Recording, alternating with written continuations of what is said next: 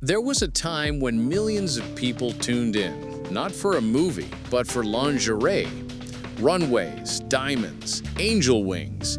It was glamorous, powerful, and unapologetically seductive.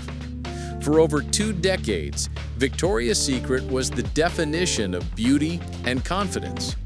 It wasn't just a fashion brand, it was a cultural phenomenon.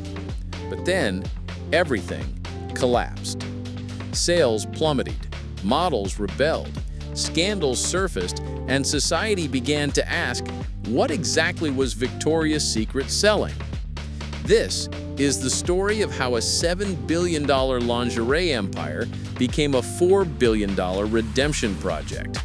How it rose to power, fell from grace, and tried to redefine what beauty means in the modern world. The man who started a revolution. The story begins in the late 1970s. A Stanford MBA graduate named Roy Raymond walked into a department store to buy lingerie for his wife. He felt embarrassed, awkward, out of place. So he had an idea. What if buying lingerie didn't feel weird? He imagined a shop designed for men, classy, elegant, inspired by Victorian England. And in 1977, he launched Victoria's Secret in Palo Alto, California. The first year, $500,000 in sales. The idea worked, but not as big as it could have been. By 1982, Roy sold Victoria's Secret for $1 million to a retail visionary, Les Wexner, founder of The Limited. Roy's chapter ended tragically in 1993 when he took his own life. But his idea would go on to redefine an entire industry. The king of retail and the birth of an empire. Les Wexner wasn't just a businessman, he was a retail magician. He saw potential where others saw risk. Under Wexner's control, Victoria's Secret transformed from a niche male-oriented store to a brand for women who wanted to feel powerful and confident. Stores were redesigned. No longer dark and secretive, but bright, pink, and inviting. Catalogs were introduced, filled with stunning photography, not sleazy ads. The strategy? Sell not just lingerie, but the idea of self-esteem. By the early 1990s, Victoria's Secret became the largest lingerie retailer in America, and the stage was set for global domination. The angels take flight. Then came the Victoria's Secret fashion show. The first one was held in 1995, small, simple, and elegant. By the 2000s, it became a cultural event rivaling the Oscars. Supermodels weren't just walking the runway, they were angels. Names like Tyra Banks, Gisele Bündchen, Adriana Lima, Alessandra Ambrosio, Heidi Klum. They became icons of beauty and power. The fantasy bra became the crown jewel each year, $1 million spectacle each year. By 2010, Victoria's Secret was pulling $7 billion in annual sales. It had over 1,000 stores worldwide.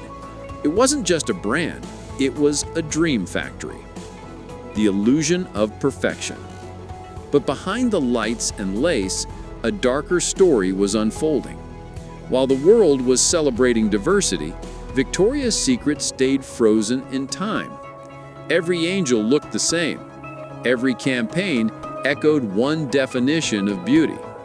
And consumers began to notice. A new generation of brands like Aerie, 3Love, and Savage X Fenty entered the scene, celebrating all bodies, all colors, all identities. Meanwhile, Victoria's Secret was stuck in 2005, and the world had moved to 2020. The fall of an empire. In 2018, the cracks finally split open. Chief Marketing Officer Ed Razek gave an interview saying, "Transgender or plus-size models? No, because the show is a fantasy." That single sentence ignited a cultural explosion. Social media erupted. Celebrities cut ties. The brand became the symbol of everything wrong with outdated beauty standards.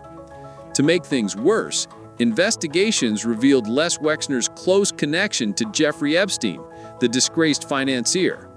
By 2019, the brand's reputation was in ruins. The iconic fashion show was canceled. Stock prices plunged by 75%. Revenue dropped below $5 billion. The angels had fallen. The dark side of the secret. As the empire fell, insiders began to speak out. Former employees described a toxic environment, pressure to stay thin, to fit the look. Models spoke of exhaustion, mental health struggles, and exploitation.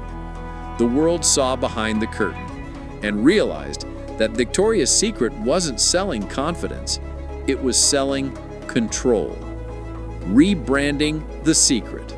By 2021, Victoria's Secret had no choice but to reinvent itself. The angels were retired, the marketing team was replaced, and the new message was born. All women are beautiful, no filters, no fantasy. They launched the VS Collective, featuring inspiring women like Megan Rapinoe, Paloma Elsom, and Priyanka Chopra Jonas. Their focus shifted from perfection to empowerment. It wasn't an easy comeback. Critics doubted it, but slowly Victoria's Secret began to winning hearts again. The business behind the beauty. So what's Victoria's Secret worth today? As of 2025, net worth around $4 billion. Annual revenue, $6.2 billion. Employees, over 30,000. Market cap, still growing. The brand remains a giant, but with a new soul. They're closing outdated stores, launching e-commerce platforms, and investing in sustainable materials. It's not about fantasy anymore.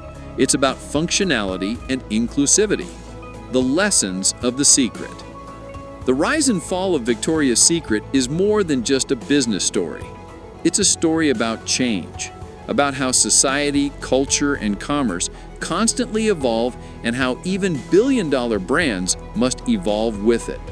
Victoria's Secret taught us 3 lessons. 1, beauty isn't one size fits all. 2, empires fall when they stop listening. And 3, reinvention is the only way to survive. Once Victoria's Secret sold wings to women, today it's learning to fly again. From scandal to strength, from angels to authenticity, the brand story mirrors the evolution of beauty itself. And if there's one thing we've learned from this empire, the real secret was never in the lingerie. It was in the power to change.